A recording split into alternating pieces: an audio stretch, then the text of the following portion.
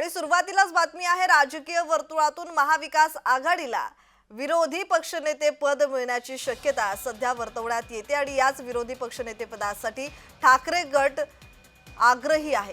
विरोधी पक्षनेत्यासाठी किती सदस्य संख्या असणं हे त्यामध्ये उल्लेख नाहीये। विरोधी पक्षनेता निवडी संदर्भात कोणतेही लिखित तर विधानसभा सचिवालयाकडून ठाकरे गटाला उत्तर देण्यात आलेलं आहे।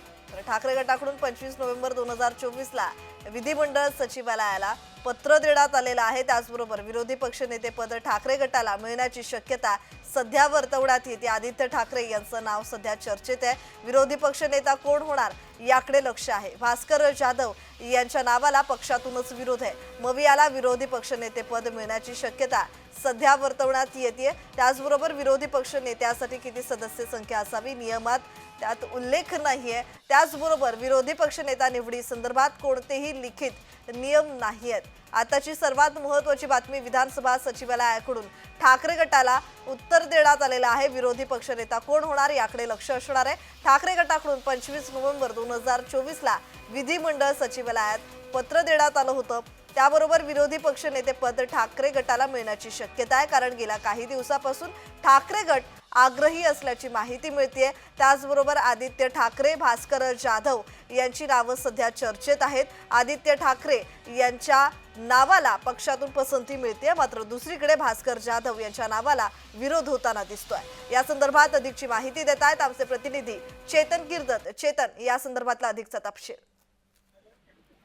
प्रज्ञा, ठाकरे गटाकडून आदित्य ठाकरे आणि भास्कर जाधव यांनी 25 नोव्हेंबर 2024 ला विधिमंडळ सचिवालयाला एक पत्र दिलेलं होतं आणि या पत्रामध्ये पाहायचं झालं तर विरोधी पक्षनेते संदर्भात नियमावली जी होती, विधिमंडळाकडून काही नियमावली आहे का या संदर्भात या मागणी जी आहे ती देण्यात यावी अशी मागणी जी आहे ती ठाकरे गटाच्या वतीनं करण्यात आली होती। आणि आपण पाहायचं झालं तर विधानसभेचा विरोधी पक्षनेता निवडी संदर्भात कोणतेही लिखित नियम नाहीत असं विधानसभा सचिवाकडून जे आहे ते ठाकरे गटाला आता या पत्राला जे आहे ते उत्तर दिलं गेलेलं आहे। आणि या संदर्भात निर्देशानुसार आपणास कळवण्यात येते की विरोधी पक्षनेते निवडी संदर्भात महाराष्ट्र विधानसभा नियमांमध्ये कोणतीही विशिष्ट तरतूद नाही असं सचिवांकडून सांगण्यात आलेलं आहे। आणि त्यासोबत संसदीय प्रथा आणि परंपरा यांचा सांगोपांग विचार करून अध्यक्ष महाराष्ट्र विधानसभेचे जे अध्यक्ष आहेत आता राहुल नार्वेकर हे आपल्या अधिकारात विरोधी पक्षनेता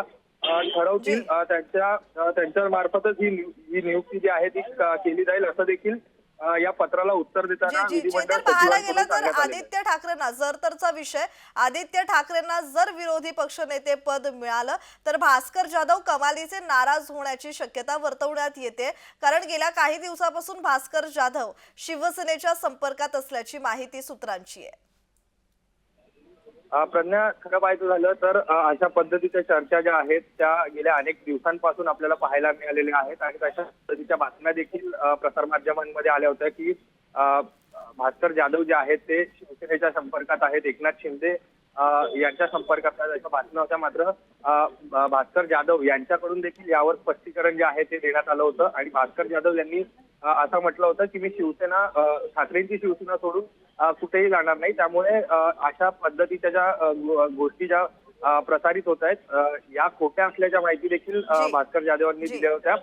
मात्र आता जर पाहायचं झालं तर भास्कर जाधव हे शिवसेना उद्धव ठाकरे पक्षातले एक वरिष्ठ नेते आहेत आणि त्यांच्याकडे खरं तर विरोधी पक्षनेत्याची कमान सोपवावी अशी अनेक आमदारांनी मागणी केली होती। मात्र त्याच पार्श्वभूमीवर आदित्य ठाकरेंच्या नावाला देखील पसंती जी आहे ती देताना आपल्याला पाहायला मिळाले होते। मात्र त्यानंतर अशी एक चर्चा सुरू झाली की आदित्य ठाकरे जे आहेत ते विधानसभेचे विरोधी पक्षनेते पद आदित्य ठाकरेंकडे जाऊ शकतं अशी एक चर्चा सुरू झाली होती।